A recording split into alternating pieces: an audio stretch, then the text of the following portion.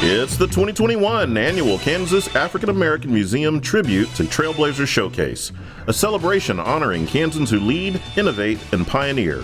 This evening's showcase celebrates the richness of the African American experience and its indelible influence on American culture, tradition, and language that continue to define our country today. Honoring Dr. Larry Mittenall of Ascension Via Christi, Deputy Chief Wanda Givens of the Wichita Police Department, Dr. John Brooks Slaughter, former Director of the National Science Foundation, Chief Judge Julie Robinson, U.S. District Courts, and Chanel Jones of The Today Show. Ladies and gentlemen, your MC for tonight's showcase, the incomparable Felicia Rolfe. Greetings, everyone, and welcome to the 21st Annual Trailblazers Hall of Fame. I'm Felicia Rolfe, your MC for this year's exciting celebration. Tonight, we celebrate and showcase some of our nation's most talented professionals who have dedicated their life's work for the betterment of all. For more than 2 decades, TKAAM has honored pioneers who have helped shape the American experience. This year's theme, resilience, respect, resound, and the journey forward, truly speaks to the fortitude and resilience of our honorees and of African Americans in Kansas. It's a delight to start our program from the Kansas African American Museum, located right here in Wichita, Kansas. The museum home to African American legends such as Angela Bates of Nicodemus, Kansas, attorney Donald Hollowell for his contributions during the Civil Rights Movement, and Dr. Ronald Walters and the 1958 Dockham drugstore sit-in participant, just to name a few. We continue our long-standing tradition of showcasing Kansans who have made great contributions to American society and are building a legacy of success for others to follow. This evening's honors will highlight a rising star who has dedicated his life's work to the betterment of our children and adolescents, as well as trailblazers whose chosen professions are in law enforcement, education and engineering, the judicial system at the highest levels, and broadcast journalism with a national platform. One common thread with all of our honorees is their personal dedication to building a core foundation centered around the sciences, technology, engineering, and math. So let's get started with a song that celebrates STEM disciplines and why it's important to embrace these fields of study. Mr. Roy Moy III presents Black Lives Made STEM History.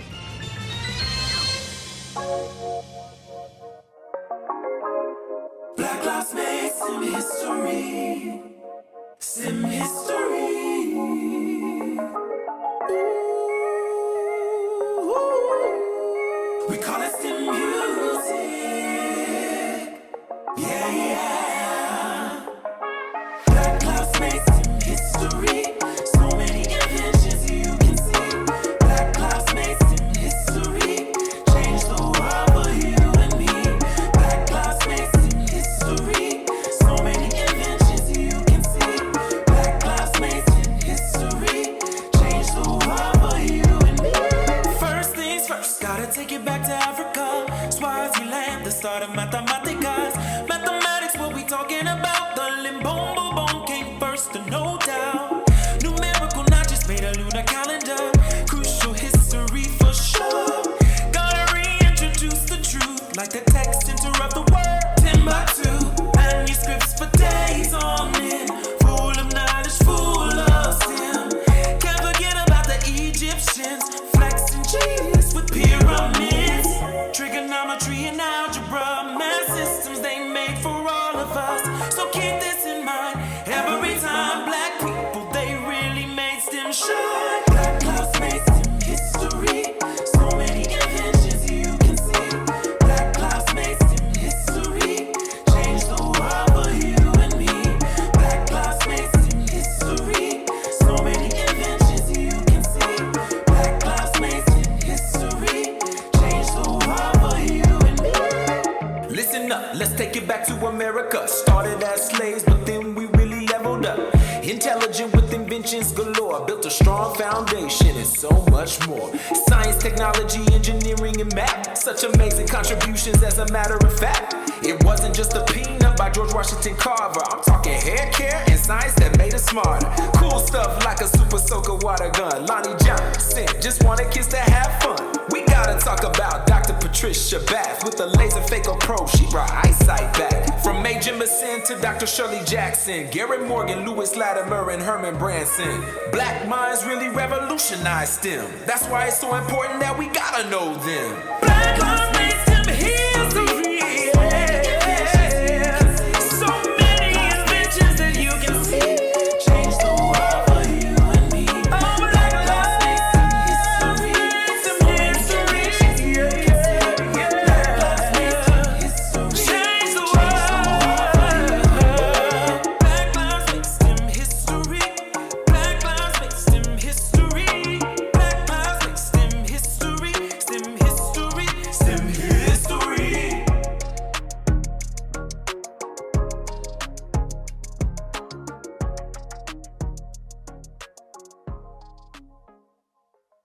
We would like to thank Cox Business, our presenting sponsor for the evening.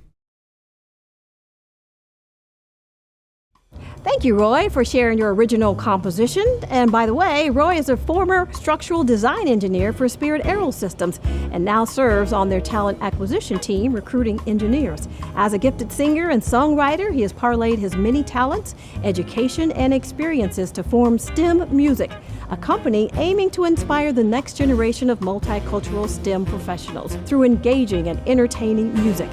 Roy volunteers his time by mentoring local youth, celebrating his multicultural heritage, and ministering through music. We now invite Denise Sherman, the Executive Director for the Kansas African American Museum, to share about the early Kansas Exoduster movement.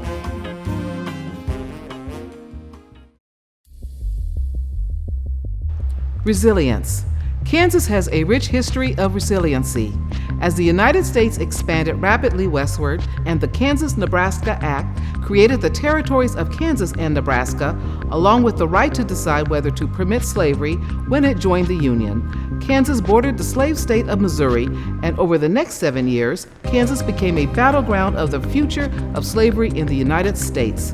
On January 29, 1861, Kansas was admitted to the Union as a free state. The struggle between pro- and anti-slavery forces in Kansas was a major factor in the eruption of the American Civil War of 1861 to 1865. Thank you, Denise, for sharing our early history and the resiliency and early beginnings of African Americans in Kansas. We now invite board member Joseph Shepard to introduce this year's Doris Kerr Larkin Rising Star Award.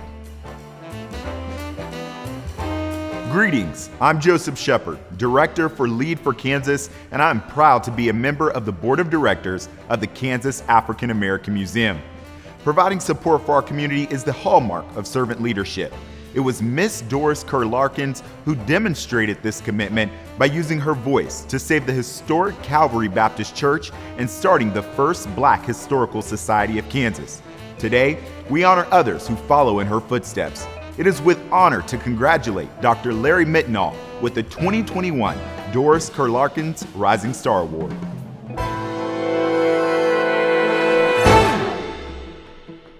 My name is Isaiah Mittenall, and Larry is my eldest brother. Larry was definitely the leader of the pack as the oldest of four. He was always setting the standard for our family in regards to education, in regards to just learning and growing. So he was always the leader of the pack. Growing up, our father was a pastor, so that was our life 24/7, being a part of the community and being that family that represented being an outreach for those who needed help or wanted access to a better life. He loves helping people, and he has a huge heart. He has a huge heart for people. So yeah, him going into psychiatry and even him receiving this award, it feels very in line with who he is. I have known Dr. Mittenall for the last 4 or 5 years now, and I met him first time when he came to Wichita to interview with us,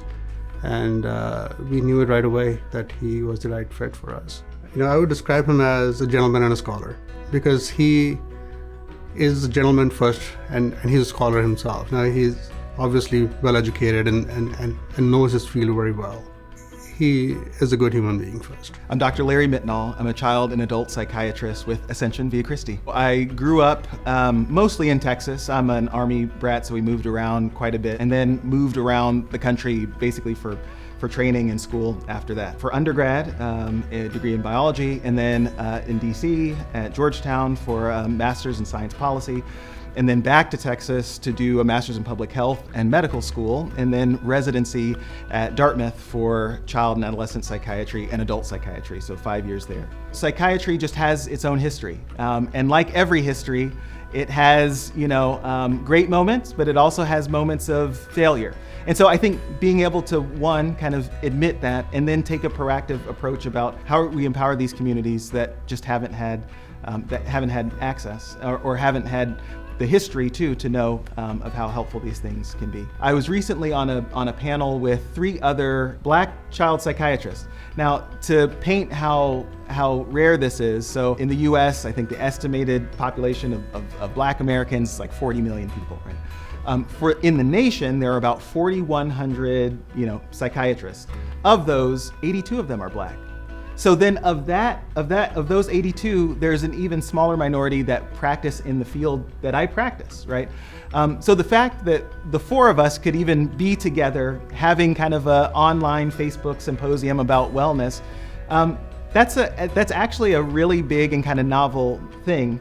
But I think that's where it begins. It begins with us really using the tools of new media to really reach people who otherwise wouldn't. In medical school, I had decided that I loved seeing young people, and that I knew that was probably going to be my area, the place where I, really just thrived and could see myself every day just being happy because I get to be a little bit silly. We often hear him laughing out loud in the hallways, and so that really helps, because psychiatry can be, because we see a lot of anguish, and to be able to deal with that, you need to be a pillar yourself in a way.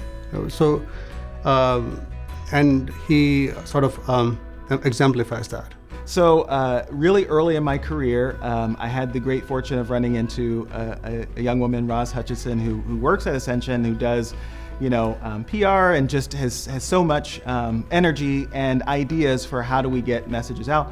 And so really early on, she asked, would you be interested in doing some news or television spots to answer questions about returning to school anxiety? And I said, sure, I'd love to do that. And so if I could be available for those things, then I tried to make myself available for things. And then I think with the encouragement of colleagues, Dr. Mittal being among them, they encouraged me to really think about how to do so proactively, right? So not just wait for the opportunity to arrive, but how can you start speaking into things and giving information, or at least providing to a canvas, a library of tools for families and for individuals. And so that's when I really got started being serious, maybe about a year and a half ago, really, with doing YouTube videos, talking about diagnosis and what that means and what the treatments look like and how people can access those things. That's kind of where I'm moving next and trying to reach out and help parents where they are. Social media and the internet, there is a good side and a bad side to it,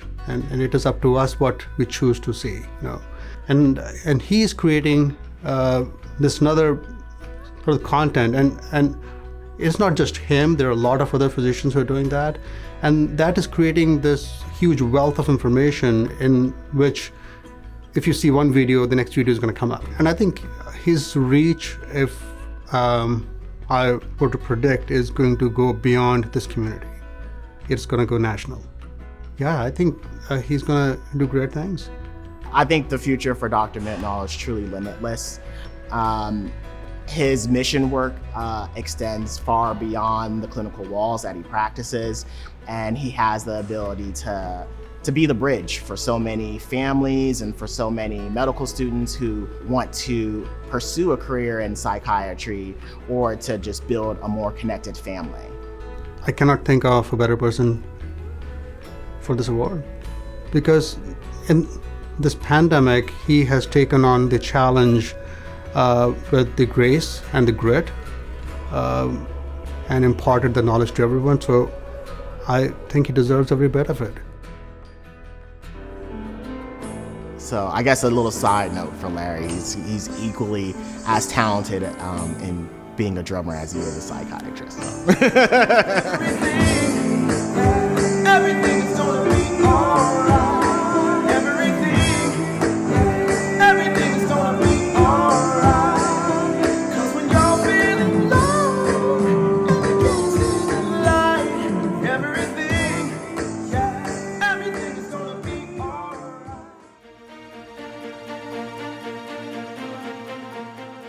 I'd like to thank the Kansas African American Museum for the Doris Kerr Larkins Rising Star Award. It really is a great honor to receive it, and I'd also like to thank the wonderful people who have contributed to me being here, most notably my parents, Larry and Yvonne Mittal, and my mentors along the journey, Dr. Thomas Matthews, Dr. Craig Donnelly, and Dr. Steve Caldwell. We would like to thank Ascension Via Christi as our Doris Kerr Larkins Rising Star sponsor for the evening. Greetings. I am Ebony Clemens Ajibalade. immediate past president of our Kansas African American Museum, and I am excited about our future. I invite you to join us on this journey by supporting the museum with a family membership, becoming a monthly recurring donor, or by making a one-time gift. Your contribution or donation ensures that we're able to continue sharing stories that inform and inspire. So please visit our website and click the Donate Now button. The Kansas African American Museum. We are culture. We would like to thank Robert Brogdon Automotive as our Hall of Fame sponsor for the evening. Congratulations, Dr. Mittenall. Thank you for your advocacy, educating, and public speaking on behalf of children and families with behavior and mental health needs. Our first Trailblazer honoree has positively engaged the community during some of our most difficult periods. Throughout her professional career, Deputy Chief Wanda Parker Givens with the Wichita, Kansas Police Department touched many lives and created opportunities that empowered women to consider careers in law enforcement, as well as engaging minorities and community leaders to work together with law enforcement officials. Let's learn more. My first impression of Deputy Chief Givens was, she was one of the most experienced officers on the staff, and that she had seen and been through a lot. Well, Wanda came on the department in 1987. I was on for 6 years at that time, and we were both patrol officers. We never worked one day together in our nearly 34-year careers. But especially in 1987, there weren't very many female police officers, and so all of us knew each other. And quite honestly, if a female officer had longevity, you knew they were doing the job they were supposed to be doing, and you started to admire them and respect them, and you knew all about their career, even though you didn't make calls together, even work the same shift or the same days. Okay, so when I hired on as a police officer, so in 1987. I actually spent 10 years in the field before I promoted. So I loved the field, I loved working with the community. I promoted to sergeant, went back out to the field as a field supervisor, and then I promoted to lieutenant. As a lieutenant, we have 3 divisions, which is support, investigations, and field services. I worked all 3 of those as a lieutenant, so 16 years as a lieutenant. That was the time that I did not promote. That was the time I thought was very crucial for my kids.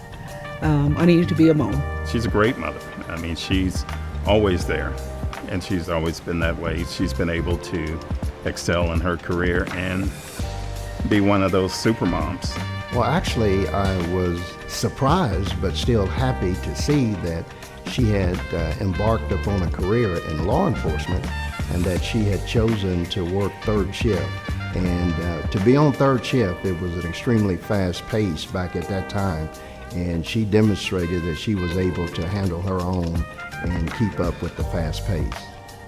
But I also remember the disengagement that we had with police officers. I ran from the police officers. Why are you running? Because that's what we do. We just ran from the police officers. We didn't do anything wrong. And then sometimes when we did have interaction with police officers, it was like you were talked down to. I've never wanted to make a person feel like that I was better than them.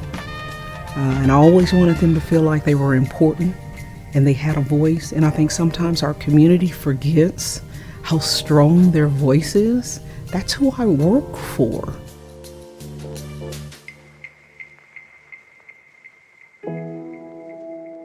Within probably 8 months of Deputy Chief Givens being in her role, we saw the numbers change significantly. And for a while there was class after class, we were having the most women. And to the point it then became the majority, and then each class beat the last class. So it's impressive. She mentored a lot of officers on the department, encouraged people to be confident in their own strengths, and that's one of her skills too. I think she's confident because she's as smart and intelligent woman that knows how to get things done, and she tried to encourage that with other folks, me too. Because if you don't think that you can do this, or someone doesn't have that little bit of belief in you, you'll stay in your lane. You'll do what you've always done. For law enforcement, for women, we are stepping out on faith. We worked on a number of projects, and one of those were Know Your Rights, which she was instrumental in starting that program, I believe back in community policing, when she was the first African-American female in community policing. And what that was designed to do was to share information about law enforcement, what they should and what they could do. And also she put together this form that had a district attorney and a judge, and we went around the community and churches and other neighborhoods to share that information. Now, everybody who knows her know that she's going to be in a uniform, but for those folks who are straddling the fence, she could shift from that uniform to civvies and civilian clothes, and individuals would really get a chance to see her in a different light. Yeah, well, when you think that she's been around here since the 80s and in a predominantly male workspace, you know, she has figured out how to survive. Not only survive, but thrive. And I know that she is highly respected by staff. People that work for her like to work for her. She holds people accountable. She's fair. Plus, she's resilient, or she wouldn't have lasted decades on the police department and got promoted up through the ranks as she did. She's absolutely a trailblazer, but I think first she identifies who trailblazers are before her. Well, it feels great. It's an honor, but it doesn't feel good if I'm going to be the only one. So hopefully someone is seeing me and realizing if she can do that, I can too. Because this was something I did not foresee. There's no way you could have told me that I would be blessed as a deputy chief of the Wichita Police Department.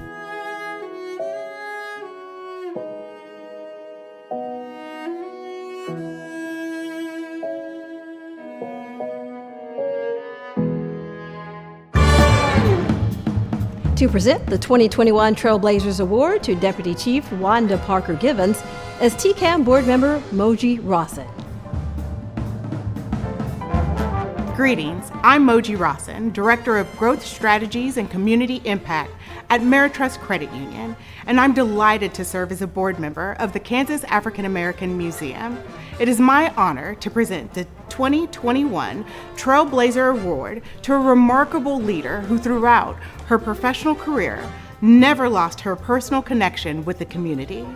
Congratulations to Deputy Chief Wanda Parker Givens and my sorority sister of Delta Sigma Theta sorority for your devotion to our community and always keeping public service in the forefront.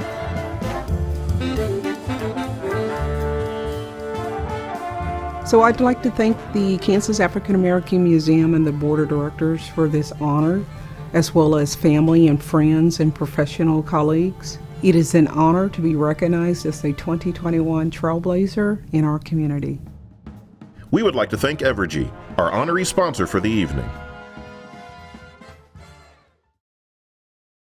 Respect.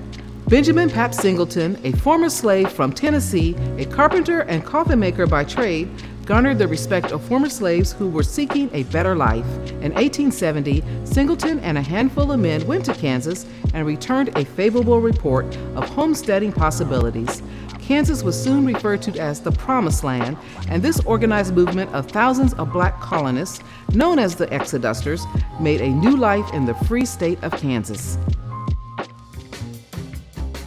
Thank you, Denise, for sharing more about the Exoduster movement, and thank you, Moji. Well, we continue to weave an important story surrounded by difficult circumstances and a determination to press onward. Let's hear about an amazing Trailblazer honoree. Dr. John Brooks Slaughter is a Topeka, Kansas native, and throughout his illustrious career has developed pathways for others to embrace STEM careers. Take the time to love and honor your family. Take the time to greet and cherish good friends. Take the time to stop and smell the flowers. Buena suerte. Good luck. Fight on.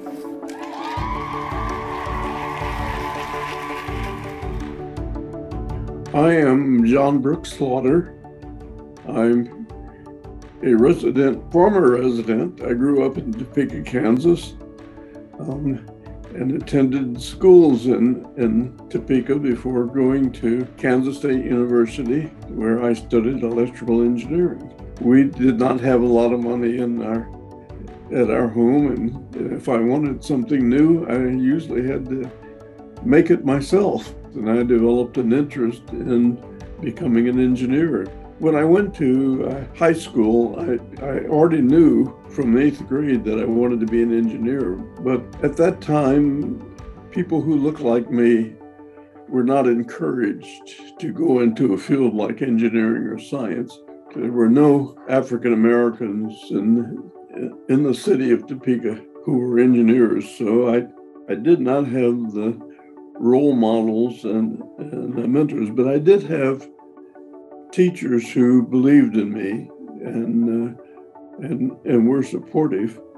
And I had developed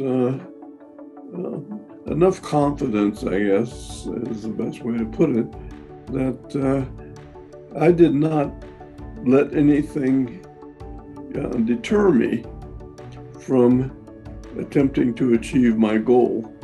I met Dr. Slaughter in 2005. He was then CEO and president of the National Action Council for Minorities in Engineering, or NACME. Kansas State University has scholarships through NACME, and it was a very important visit as he was a distinguished alumnus. I would say that my favorite quote from his lecture was, "I was the first Black engineer I ever met." Dr. Slaughter, as part of the NACME organization, the National Action Council for Minorities in Engineering, has spoken to Congress about the importance for increasing the number of Black, Indigenous, and people of color as engineers.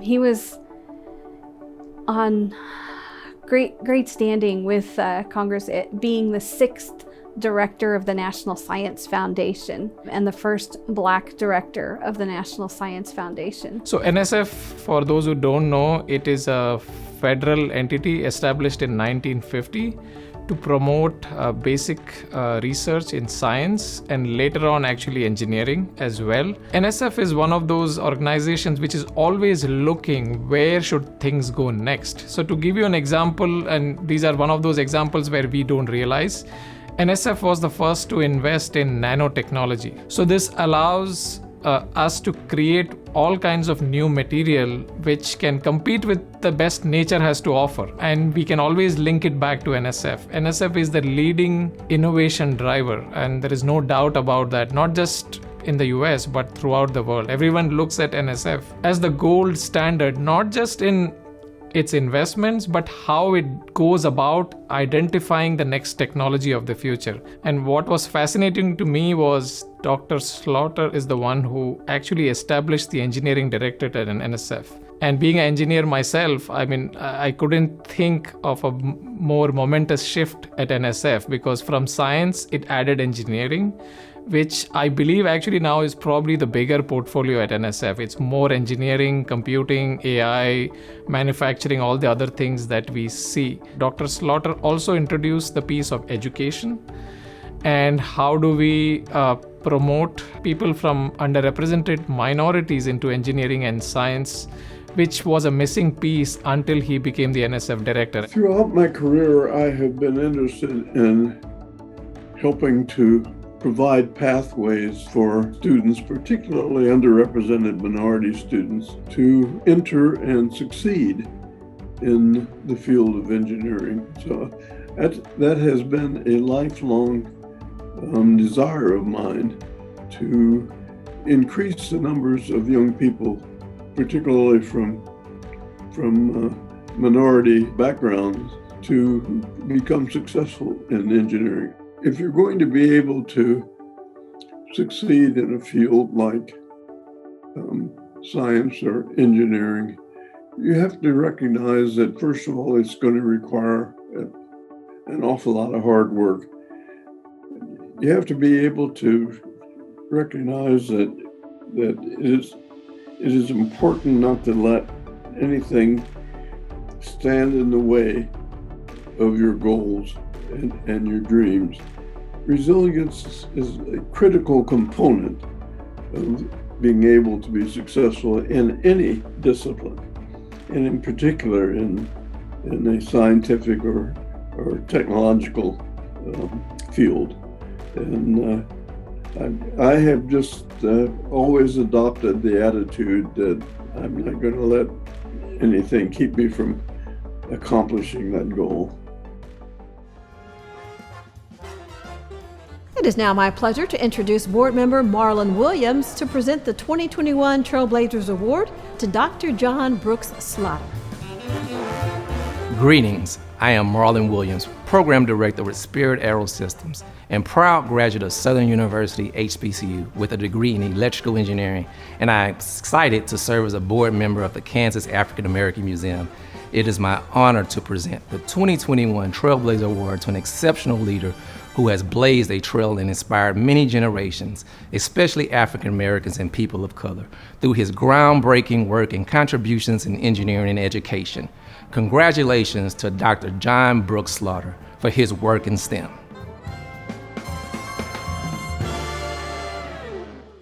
I want to thank Denise Sherman and the board of the Kansas African American Museum for this Trailblazer Award. I am honored and humbled to know that you have chosen to bestow this upon me. I appreciate it very, very much, and I wish again to thank you for having provided this award for me. We would like to thank Capital Federal Bank, our print sponsor for the evening. It's so inspiring to learn how science, technology, engineering, and math influences and shapes our daily lives. Thank you so much, Marlon, for presenting. Well, we continue to learn more about the African American influence in Kansas and how it helped shape our collective stories. Our 2021 Trailblazer in Law is a direct descendant of early African American exodusters. The Honorable Julie A. Robinson, U.S. District Judge for the District of Kansas, shares her story. My name is Catherine Brattle. I'm a senior United States District Judge for the District of Kansas. I met Judge Robinson back in 1992. She was a gifted prosecutor. I didn't know her at the time, but I was extremely curious to meet this person who, by reputation, I had learned was so phenomenal. My name is Brooke Godfrey. Judge Robinson is my mom. So I've known her my entire life, and I don't really think of her as a judge. I just think of her as my mother. I think a big thing, and when I think of her in terms of being a judge, and I know probably everyone has their perception of any judge, not just my mom, but just, any judge, is that, there's this hard demeanor to them, or they're tough, and there definitely is that level of compassion that she, I experienced as a child, but also that I think that she shows to those people that come before her in court. And I think that a big part of who she is putting her faith into work in her job. So, when she's speaking to people during sentencing, it's not just saying, it is what it is and that's that. She tries to encourage them and say, this doesn't have to be the end for you. There is a light at the end of the tunnel. She definitely tries to show compassion and love in some ways, that the whole sense of the love your neighbor, even to those people that are in front of her. And I think that that's a big part of, how she's tried to take her own, faithful self and put it into her role. Hi, I'm Amy Seymour, and I'm a career law clerk to Judge Robinson. I've been with her for 16 years. She's a very easy person to work with, as you can imagine. She is, I think, a natural leader, so she tends to bring, as a natural leader, the best qualities out in the people that she works with. My name is Julie Robinson, and I am the Chief Judge of the United States District Court for the District of Kansas. United States District Courts are the federal trial level courts. As Chief Judge, I'm not only a judge, but I'm also I guess you'd say, the CEO of our court. I'm really proud to be a fourth-generation Kansan.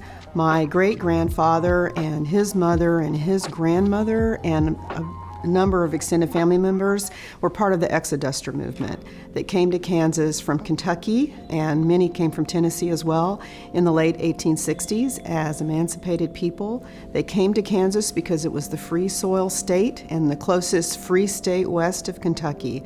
So they all came here. My family settled in Hiawatha and have thrived in Kansas ever since. I remember my senior year of high school, I had enough high school credits that I didn't need to go all day, so I went half a day, and I told my parents I was going to work in the afternoons. Well, I never managed to find a job because I spent my afternoons watching the Watergate hearings, which I was fascinated with and which I guess confirmed to me that I wanted to be a lawyer. Right out of law school, I clerked for Benjamin Franklin. I worked for him for 2 years, and he continued to mentor me for the next 13 years until he passed away, and I actually was appointed to fill his seat. I interviewed with a senior partner of a law firm that I respected. He offered me a job as a secretary. It was 1983. I was discouraged, and I talked to my mentor, Judge Franklin, and he convinced me that, first of all, I shouldn't be discouraged, but second of all, I ought to think about the United States Attorney's Office, a place where I could get lots of trial experience and do very good work representing the people of the United States. And I pursued that, and I think with his help, I landed a position there. She's had to do some very difficult things, but she does them with kindness and big heart, and she makes those decisions because she also is courageous. She knows where her duty lies. She knows what her obligation is to the third branch, but she knows that she can do hard things in a kind way. What I'm engaged in now is working with an organization called Healing House, which is a residential recovery community of over 200 people here in Kansas City, people that have struggled with drugs and alcohol, that are gaining sobriety, have gained sobriety, and are becoming healthy, happy people, and helping them in every way possible. I'm on the board, but also just volunteering, talking to people, helping them just sort of reestablish themselves in the community. I think people often think when you talk about big issues like poverty or addiction or hunger, it can be dissuading because you think it's so big, how can I make a difference? The key is if you can make a difference, even a little bit of difference in one person's life, that's huge. Because every life has value. Every single person's life is worth improving. And so you have to get out of this thought about how much can I fix. It's more who can I help. And even if it's just one individual, that's huge. She's looking at how to make things better, how to make the world better, how to make our profession better. What can we do differently next time, and how can she be an agent of positive change? Well, I am really honored to be honored by the Kansas African American Museum. I'm honored, first of all, that we have an African American Museum in Kansas because there's so many important stories that have been told and that can be told about the experience of African Americans coming to Kansas. But there's also a responsibility that goes along with being called a trailblazer. And that responsibility is to reach back and pull up other people behind you. I had people that blazed a trail for me, and Judge Franklin, for example, and he reached back and pulled me along and encouraged me and advised me and guided me. And that's my responsibility as well to others.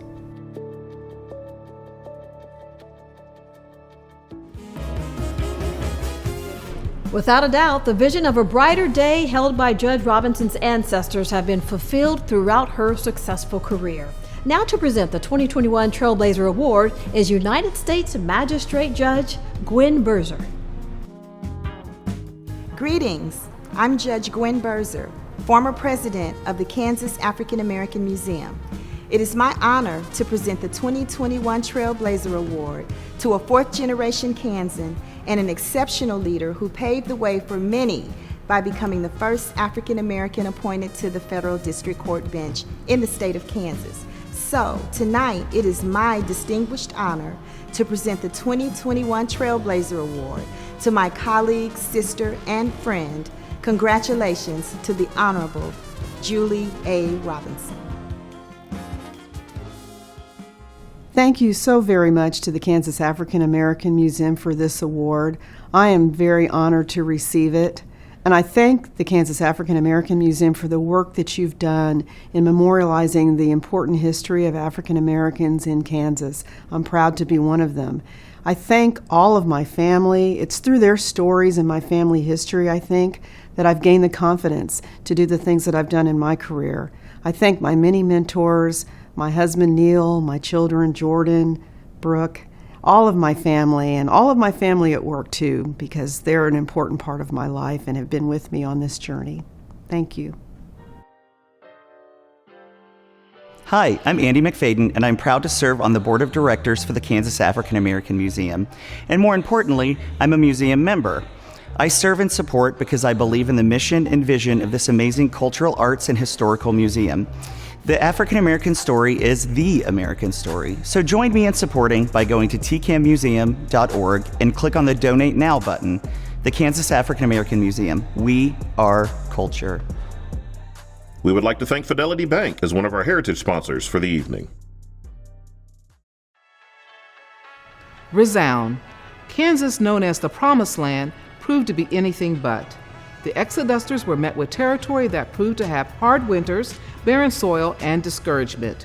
But by 1881, African American immigrants had established 12 agriculture colonies in Kansas: Nicodemus, Hodgman, Morton City, Dunlap, Kansas City Area Colony, Parsons, Wabunsee, Summit Township, Topeka Area Colony, Burlington, Little Coney, and the Daniel Votaw Colony. Well, our broadcast journalism trailblazer honoree has a national platform that allows her to share the stories of others. Chanel Jones has the unique distinction of being the granddaughter of our very own 2000 trailblazer, Josephine Brown, who blazed the trail as the first African-American woman elected to the USD 259 Board of Education in 1971 and was an activist in education, leaving a legacy of achievements in our education system. Let's hear more about Chanel's journey. You know, I was just having this conversation the other day. I would not trade my childhood and my upbringing in Kansas, and specifically Wichita, Kansas, for anything. I have lived in a lot of cities as a journalist and traveling throughout my career, and they've all been wonderful cities, but there is no place like home. And I think I underestimated, actually, living in all sorts of cities, big and small, how much talent we have in the city of Wichita. The arts, music, writing, intellect. I mean, you name it, we have it in Kansas. And most importantly, when I think about my family and the deep-rooted connection to the community, honestly, I could cry, but I won't let myself do the ugly cry. I am so thankful for the blessing of growing up in the family that I did. You guys know my family, Dr. Val Brown and my grandmother Jo Brown, my mother Sheila Kennard, and when my grandfather speaks, people listen. He speaks slowly and thoughtfully and eloquently. All of those things were sowing seeds in me that I didn't know. And you guys all know Jo Brown, my grandmother. You know, I grew up seeing her on the school board. I didn't know that she was trailblazing at the time, but I knew she was passionate and confident and smart, and I knew I wanted to be like her. Okay, I'll start at the beginning since I'm the beginning. I'm Chanel's mom. And I'm Chanel's grandmother, but she calls me Grandmama. Mom will tell you the story. She had all of the headshots of 10, 12, and 3, the lead anchor people on her wall in her bedroom. From elementary, she visioned herself being an anchor person. She tells a story about drawing herself sitting on a desk with bubble hair and hoop earrings. You know, I mean, as far as her look. I remember Chanel as being a very serious student, one who wanted to succeed at everything on the first attempt. the way she carries herself, it's like she demands respect. She's personable, but she's bold. Well, I was advised about Chanel by a wonderful woman who was my assistant principal, who was in charge of a program called Peer Leadership. And what peer leadership embodied was an answer to a question that I brought with me when I came here, and that was to ask the entire student body in a variety of ways. We came up with about 6 creative ways to do this. Who do you listen to? We don't listen to understand, which is what she as a 9th grader could do.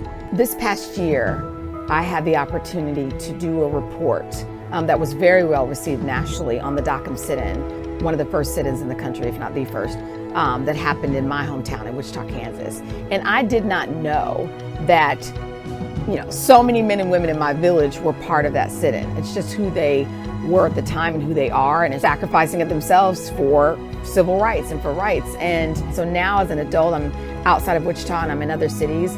I strive to just be a fourth of what I saw my grandparents be. I think with blessings comes responsibility, and I think our family is blessed. And I've watched them take those blessings and help others, and wouldn't trade it for the world. When she first got on the television, they were sending her here and sending her there, and she said, "Grandma, I can't stay in one place." I said, "Baby, bloom where you're planted." So those are those positive links that she had, those positive connections that she made, that when you leave one city, because you've made such a good impression on those people, they want to bring you into their space. That people can respect her for her contributions to the world and what impact she has on presenting the issues that we're faced with today. So I'd heard that she was on Saturday mornings on the Today Show, but I'm in a men's group that meets on Saturday mornings, and so I never had the chance to watch her. My wife was diagnosed with cancer 3 years ago, and we were spending a lot of time at the Cancer Center of Kansas. And Channel 3, the Today Show, is regularly on there, so when my wife's getting chemotherapy or whatever it is, I'm sitting beside her. All of a sudden, I look up, and there's Chanel. And most importantly, what I love about my hometown and what I love about the state of Kansas is the sense of community that I continue to feel and that I always felt growing up. And again, living in all of these other places, I think we recognize, and I recognize, that Kansas is a special place.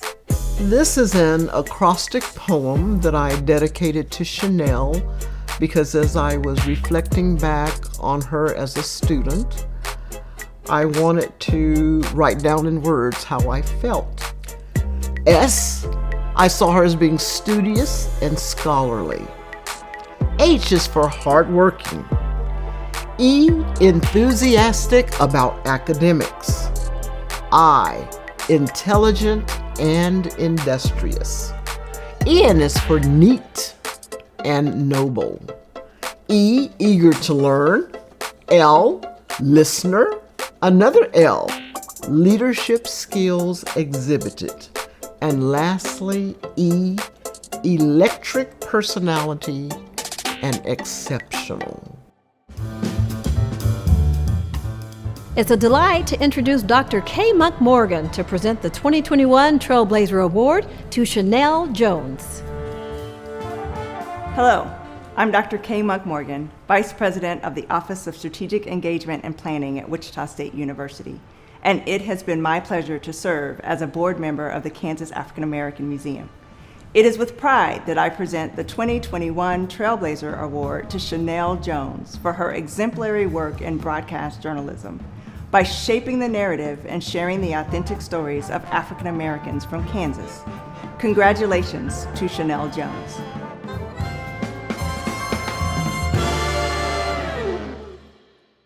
Thank you to the Kansas African American Museum for honoring me as a Trailblazer in this year's Tribute to Trailblazers program. I would also, of course, like to thank all of my family, my friends, our family friends, mentors, all of those who have paved the way before me. There's no question about it. Without your help and guidance, I would not be where I am today. Please believe it is such an honor, almost surreal for me, to be recognized in the field of journalism. It has been my dream since I was in 5th grade, and now here I am, and I hope to encourage others to continue pursuing their dreams and report meaningful stories. So God bless you, and thank you so much. We would like to thank Spirit Aerosystems as one of our heritage sponsors for the evening.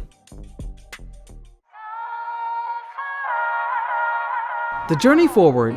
Today, Kansas has a rich history of African Americans who made significant contributions nationally and globally. We celebrate the descendants of the early settlers who made their way from Tennessee, Kentucky, Mississippi, and other areas of the South to start a new life and build a foundation, blazing a trail of Kansas pride. The Journey Forward reminds us that we must continue to build on the early sacrifices of those who came before us while meeting the present-day challenges in order to have a brighter tomorrow. We honor those who made the journey to Kansas, and we celebrate our honorees today. We would like to thank Ameritrust Credit Union as one of our heritage sponsors for the evening. This hour has been remarkable to recognize the richness of the African American experience and the indelible influence of the 2021 Trailblazers through their achievements in broadcast journalism, law enforcement, STEM sciences, health services, and our judicial system is fulfilling the vision and mission of the Kansas African American Museum. The mission of the museum is to make the Kansas African American experience resonate with every Kansan. The vision of the Kansas African American Museum is to be the premier place where communities come to learn about or tell the Kansas African American story. We thank you so much for joining us.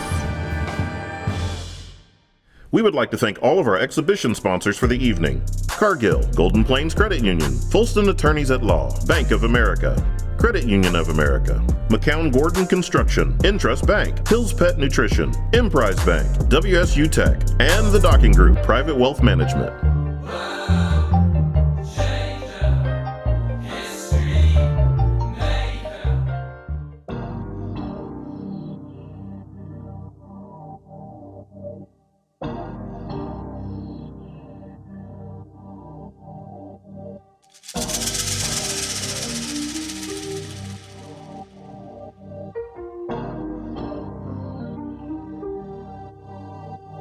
Hey yo, I'm back from the last Pan-African. Triple blast, know the past and it's black again. Triple stacks with the fashion and blacker skin. See the black ass in the back and then you ain't half the man, give me your black and tan. Didn't have all the class, but I'm passing them. They always said if you were black, you were half a man. Sound like Mace, but I didn't have a half a gram. I'm from the land of Monet and Laugh-A-Gram. Why you didn't think Kemet had the master plan? Coming out of Killer City, had to make me a committee, cause I didn't have a ditty. I bet